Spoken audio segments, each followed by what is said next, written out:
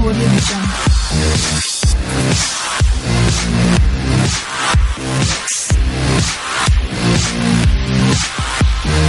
Audio Jungle.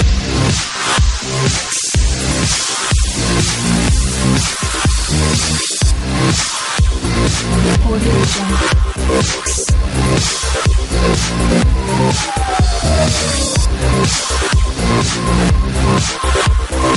Audio Jungle.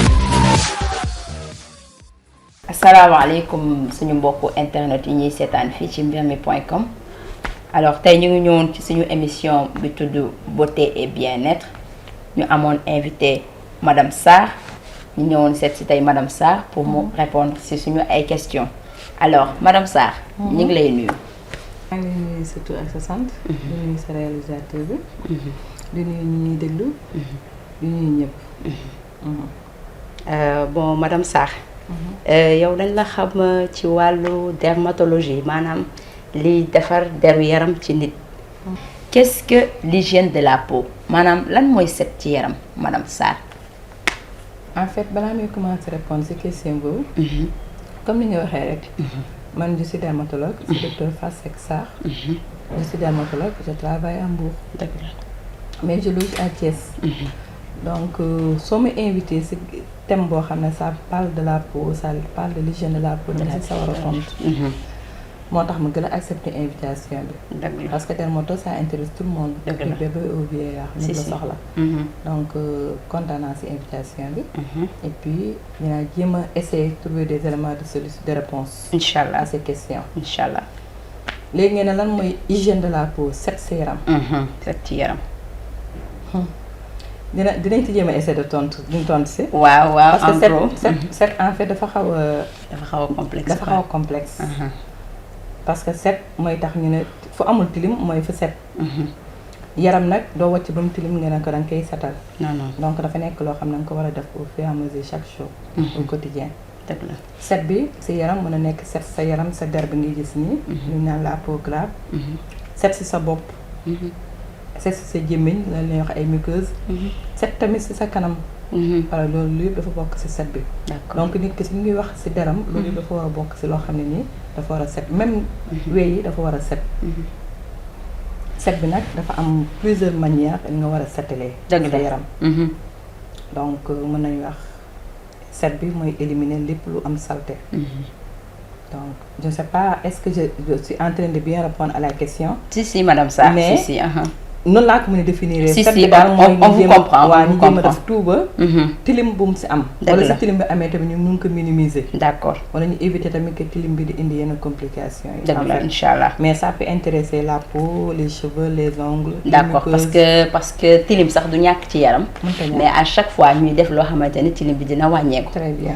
alors madame Sarr. sama deuxième question mooy nekk naka la nit mën a def ba am set ci yaram maanaam comment bien faire pour maintenir la peau madame Sarr. waaw loolu yu bëri nañ leen dañ naan mën nañ ko. te mënuñ ko. dëgg la à commencer par sangu. dëgg la. sangu dafa délicat. parce que nekkul da ngay jël këppoo ndox na sangu nga jénn nga. dëgg la. nekkul ne da ngay jël ñàmp bu dur nga frotter sa yaram bi jénn na sangu na ko. sangu normalement da nga war a am ndox bu set. nga am saabu bu baax. saabu boo xam ne de préférence un savon neutre. d'accord ça dépend si type de peau bi nga am. savon neutre madame Sarr. Comme qu'est-ce que vous savon boo xam entendez ne- par savon neutre. savon neutre comme savon pour boo xam ne sama mbokki séeréer yi koy dégg te duñu très xam bien lan mooy mën na jël savon neutre. savon neutre comme savon bu ngay fóotee. d'accord. bu ngay fóotee. savon boo xam ne amul parfum. amul donc je peux dire saabu ordinaire quoi. saabu ordinaire. D'accord. boo xam ne amul parfum. amul D'accord. xeme amul dara. d'accord. bu neutre bi xam ne mën nga ko jël utiliser sangoo ko. en fait di ko fóotee je ne veux pas utiliser un nom. parce que publicité lay doon. waaw si mais si mën nañu wax rek je saabu comprends. ordinaire. mën nga ko d'accord utiliser. d'accord. ñu éviter yenn savon yoo xam ne dafa am parfum wala yenn savon yoo xam ne. dafay bëri ay jaxase wala yenn savon yoo xam ne day bëri ay couleurs. donc yëpp mën na agresser la peau inutilement. d'accord. donc soo bëggee am benn hygiène de peau da ngay sangu ak saabu bu baax. nga éviter tamit yenn ñàmpe yi file yi ñaan file yi dëgër yi kon ñàmpe. comme caas yi njàmpe ñaw caas yi wala yooyu. ñuy jël excusez-moi yooyu tamit. amul njëriñ. d'accord D'accord. parce que c'est pas parce que da nga ñuul que nga jël ñaantu caas bi nga bomb ko seeram que da nga war a xees peut-être man ma war a mel ni Khadija xam nga day métti waaw d'accord comme man ni may def man damay jël ñàmpe caas bomb xam nga parce que damay bëgg a am na bénéfice parce que da ngaa xaw a xees donc soo génnee di nga mën a am bénéfice certainement mais man mën naa fanaan si du ci génn gën a ñuul Certainement. pour Khadija ma am problème effectivement donc loolu amul njëriñ D'accord. en fait loolu tu agresses la peau inutilement Mhm. dafa am benn partie boo xam ne au niveau de la peau boo xam ne daf ñuy protéger qu'on appelle la cornée d'accord léegi nag cornée boobu soo ko agressé par filet yi dafay yàq sa peau day quoi yàq sa peau très bien D'accord. que du am njëriñ d'accord donc mën nga sangu ak benn saabu bu neutre ak benn ñàmpi bu doux comme par exemple les gants par exemple un bon séeréer nga ne ko sangoo gant danaa def maa yëpp danaa def maa yëpp du ma ndax set su ma jénnee du ma set alors que loolu rek mën na éliminer les saletés qui sont sur la peau d'accord comprendre nga D'accord. nga sangu ak ndox mu set boo xam ne amul benn problème nga D'accord. sangoo ko nga jénn d'accord jamonoy nawet ñun dañuy gis fii xale yi dañuy faral di am ay picc ci seen yaram loolu lan moo ko waral madame Sarr troisième question bi am na njëriñ mais fekkee le temps me le permet mën nañ ñëwaat toujours si deuxième question bi d'accord amul benn parce que problème. on a parlé de comment se laver nan ngay sangoo dëgg la mën nga xool tamit nan ngay raxasee sa bopp dëgg la sa bopp l'idéal c'est de laver les cheveux 1 à 2 fois par semaine d'accord ñun jigéen ñi bëgg ñu di raxas suñu bopp chaque jour mais 1 fois par semaine un bon shampoing bon démalant dina baax si ñun il faut ñuy aérer tamit suñuy bopp pour éviter les pellicules se développent pellicules yi may cracher yooyu si il faut tamit au niveau des muqueuses gémmiñ gi nga xëy brosse ba mu Nga brosse ba mu set. bokk na si hygiène d'accord parce que dañuy wax peau et muqueuse d'accord say wee ngay nettoyer sa kanam jarul ngay toog di ut ay bain intime wala affaire yoo xam ne ça c'est la classe lu qui yëgal ay infection très bien da ngay jël saabu ordinaire nga raxas sa kanam ba mu set waaw donc loolu yëpp bokk na si hygiène nit daxaat foo romb dañ ne la kii ka dafa salte wala dafa xeeñ wala dafa def nii dëgg la wala xool ko wala nga romb di briller parce que tamit soo sangoo pare war nga xam ne xalaat na da nga war a diw parce que la. diw boobu moo lay protéger muy dundalaat sa der mooy protéger sa der mooy protéger sa der mu ngi koy D'accord. dundalaat ka der ba su dundee rek doo am problème parce que lu ñu naan la peau c'est le reflet de ce qui se passe à l'intérieur d'accord si par exemple madame Ba a un problème am na yenn problème yoo xam ne suñu xoolee sa der nañ xam ne kii yenn problème la am au niveau de la peau d'accord au niveau interne donc dinañu permettre ñu xam comment faire pour juguler parce que xalaat naa ne ndox yu taay yi pacco yi xale yi doon dëgg la waaw eau stagnante yi waaw manqué na wala amatul noonu wala parents yi sont beaucoup plus vigilants d'accord mais dafa am lu ñu naan benn un góom bi infection la d'accord infection bi ça peut survenir sur un terrain sous-jacent D'accord. mooy sa yaram bi du tëb rek dafa góom d'accord dina am lu nekk sa yaram bi di ko xasan traité woo ko xasan boobu surinfecté soit mën na nekk benn picc wala benn góom mën na nekk benn genre heure waaw d'accord boo xam ne tu ne te rends pas compte wala sa yaram bi seexlu di xasan d'accord léegi à force de se gratter mën na surinfecté surinfection boobu nag mën na nekk góom d'accord mu taxaw mooy indi loolu mën na nekk loolu donc loolu c'est une complication d'une pathologie qui était là d'accord léegi nag nan nga mën a def da ngay jéem a xool xale yi yaram bi dafa seexlu nga xool lu tax mu seexlu d'une manière générale mooy xale yi am allergie xam nga fii dañuy toog ñu ne sa yaram di si génn rek da nga am siti dëgg la en fait siti mën nañu wax ne siti am na wala amul parce que siti ça rentre dans le cadre de ce qu'on appelle la syphilis d'accord qui est une maladie sexuellement transmissible fièvre sëy léegi siti boobu soo ko jëlee ne par exemple lépp lu nekk sa yaram rek siti la xam nga tutelle parce que feebar lu ñoo bëri d'accord luy indi feebar yu bëri traitement yi tamit bëri yoo xale bi am na góom au niveau du corps léegi da ngay jéem a xam lu tax góom yi di ñëw fekkee xale bi dafa am allergie nga jéem a traité allergie jéem a xool lu tax xale bi allergie ak lan moo indi allergie bi lu tax picc yi ñëw lu tax picc yi ñëw ça veut dire que toujours am na lu nekk si yaram bi dëgg la loo xam ne ça c'est compliqué causes yi les causes très bien donc picc yi si ñëwee seetal lan moo nekk moo lan moo ko jiitu d'accord lan moo ko jiitu peut-être ay xasan-xasan la peut-être yaram bu wow la d'accord peut-être lu bëri la ñàkk sangu bi tamit si la bokk d'accord wala xale bi am ay waga mu développé compliqué en picc tout ça bëri na comme léegi tontu nga léegi ci troisième question bi pour xale yi léegi quatrième question bi dafay nekk naka la waajur bi mën a def pour mën a aar doomam ci picc yooyu muy am ci yaramam taxawu nawet bi ok le parent doit être vigilant feebar bu nekk am na une cause am na lu koy faj d'accord soo bañee sonal xale bi dugg fii génn fii da nga wax jéem a xool lan moo ko indi d'accord lan moo ko indi nga faj ko nga am jàmm xale bi am jàmm d'accord am na ay picc xoolal lan mooy indi picc bi nga def ko mais y a ce qu'on appelle les mesures hygiéno-diététiques nga xool xale bi fan lay dugg nga xool xale bi lan lay sol éviter les aliments les habits trop serrés d'accord comme que léegi dëkk bi ñëpp baa la ñuy sol dëgg la wala les habits collants wala les habits xam ne synthétiques xam ne xale bi su ko dindee dina xasan yaram bi éviter tamit xale bi trimballer partout xam ne dans les eaux stagnantes et tout.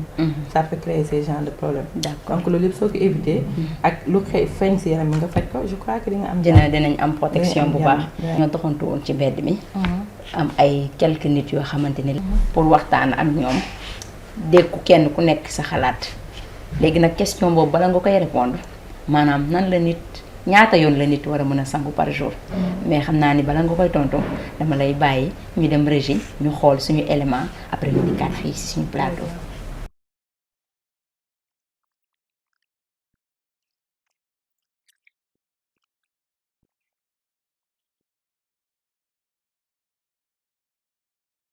nit ñaata yoon la war a sangu par bés. ah man de ñetti yoon laay sangu ndax su ma xëyee ni di xëy si su ma yeewoo suba teel damay sangu jàpp julli dem marché jëndi bagage su ma ñëwee ma jaayee ba wàcc ay 1 heure 2 heures bu ma ñibbee damay sangu julliwaat su may tëdd sangu man de noonu laay def man ko man de ñetti yoon yooyu laay sangu par jour. lu tax loolu. ah bëgg rek sama yaram set am kii bu neex bonne santé loolu rek moo tax may sangu noonu. donte kon dafa sedd sax même bu seddee sax man noonu laay def. bu jëree tàng ndox sama tàngaay bi moom naa sangu ñetti yoon par jour daal. nit mën na sangu ñetti yoon par jour waaw bu yeewoo mën na sangu après midi bi mën na sanguwaat buy waaye tëdd tamit mën na sanguwaat muy ñetti yoon ci journée bi lu tax loolu. waaw li waral loolu nag bon xam nga nit bu nelawee ba yeewu ñàkk yu muy ñàkk ci guddi yi bu xëyee war na mën a defaraat yeesalaat yaramam daal maanaam poor yeeg yooyu bu ko defee poor yi mën a nooy bu baax. ah nit normalement war na mën a sangu ba 3 fois bu tàngee bu seddee moom comme nit ñi dañuy ragal seddaay mën nañ ko jël 2 fois waaw. lu tax loolu. ah parce que sangu moom dafa nekk lu war xam nga matinal bi boo yeewoo li nga war a njëkk def mooy nga sangu comme ça say poor jóg neer yi nga mën a sawar léegi boo nekkee ci activité yi ba à peu près ngoon mën nga jëlaat beneen bain parce que tamit da ngay sonn da nga koy laaj sooy tëdd aussi nga sanguwaat pour mën a nalaw.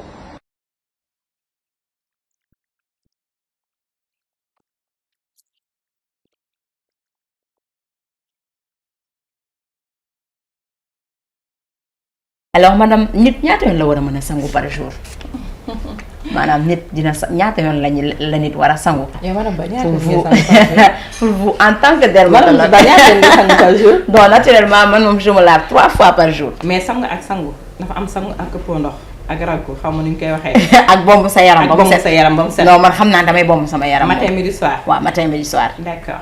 léegi man sa réalisateur bi ñaata yoon lay sangu par jour? am na ñoo xam ne seen liggéey daf leen di permettre ñu sangu 2 fois par jour. d'accord am na ñoo xam ne 3 fois mais su bëggee wax sangu proprement parler. est-ce que chaque fois. ñetti yoon yëpp da ngay sangu proprement parler. D'accord. peut-être parfois da ngay këppoo. nga génn parce que fait très chaud. d'accord parfois nga frotté wu. nga sangu bu set. xam nga loolu yëpp da siy joué. dëgg la parfois tamit yaay seet nan nga koy defee. xam nga mais sangu proprement parler mën nga sangu 2 fois par jour. à mon entendement c'est relatif. ah d'accord parce que mën nga utiliser gant. D'accord. nga frotter sa yaram bi. D'accord. tubaab bi dañuy dugg si ndox mi génn. D'accord. pàcc génn. D'accord. parce que du sangu propre mooy tilim. d'accord comme mën nga këppoo ndox. d'accord mais je crois que un bon bain mën nga xëy nga bomb sa yaram ba mu set. wala su guddee nga bomb sa yaram ba mu set. soo xëyee tamit tu peux le faire. donc je crois que 2 fois par jour ça peut. nit war na ci war a mën a sangu. waaw. 2 fois par jour. waaw. madame sama dernière question mooy. lan moo tax nit war a sangu ñaari yoon par jour. parce que da ngay accumuler tilim wala saleté wala odeur. xëy nga fanaanoo nga. peut-être ñaq nga tilim nga. nga xëy il faut te débarrasser de ça. nga sangu nga dem. toute la journée liggéey nga sonn nga ñaq nga accumuler nga pas mal de choses nga defaat loolu. et puis ça permet avec la douche. d'ouvrir les pores. par exemple der dafa war a dund. d'accord que fekkee da nga am par exemple fekkee dama jël exemple rek un menuisier bu nekk di liggéey. avec l'huile mu boucher les pores. sonal ko soo sangoo day dégager la peau respire correctement. si et puis ça permet à la peau également mu dund. d'accord dund bi mooy éviter déshydratation parce que su pores yi du fattee. mën na déshydraté wu. certainement soo ko dinee di ko mën nga xool utal benn diw bu baax boo xam ne da nga koy diwu. après chaque douche. d'accord au moins nga mën a permettre peau bi dund parce que la peau a besoin de vivre. d'accord et d'être entretenu bi mooy am diw bu baax. am un bon lait démaquillant. d'accord am benn pommade de cheveux bu baax. bon un bon savon et tout. incha allah. que il faut ñu koy def pour bañ a agresser la d'accord kon lan mooy sa kàddu bu mujj pour ñu remercier la maanaam tëj émission bi xam naa ni incha allah. en tout cas maa ngi remercier ñëpp ci seen suivi bi. ñu ngi suivre émission bi. émission bi nag gàtt na. mais lu may wax ne ça peut être le début d'un grand commencement. merci. bon mën nañu wax ne dermatologue bëriwul ci Sénégal bëriwuñ. Mbour Thiès bëriwuñ dermatologue. mais tamit les gens ont besoin de savoir que ne dermatologie ça existe. dëgg la mooy benn pathologie benn spécialité boo xam ne nit ko loo soxla sa problème der. mën nga ko ñu gis mu fajal la ko loolu am na. te tamit nit ñi génn seen xel ni siti égale à dermatologie. lépp loola métti sa yaram ngeen ne dama am siti dama am siti. xam naa ni problème siti boobu sax il faut ñu ñëwaat ci moom numéro spécial lañ ci am. dinañ si ñëw yu bëri sax mën nañ si ñëwaat incha allah waaw que savoir que ne lépp am na macha allah ñu koy indi. xam nañ ñu koy faj ak yëpp. donc c'est avec un grand plaisir d'être là aujourd'hui. merci madame Sarr. et puis maa ngi souhaiter bonne chance dans tout. merci madame Sarr.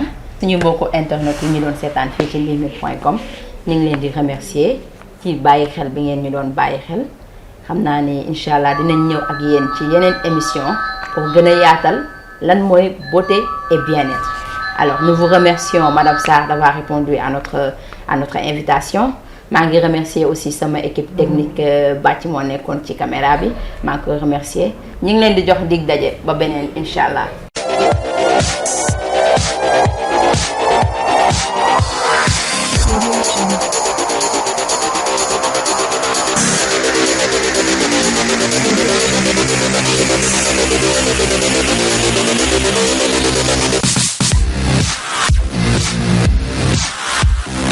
Audio Jungle.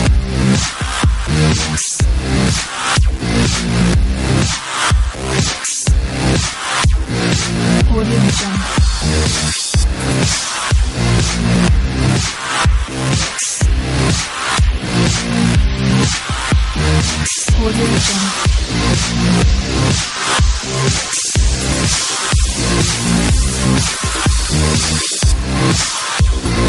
Audio Jungle.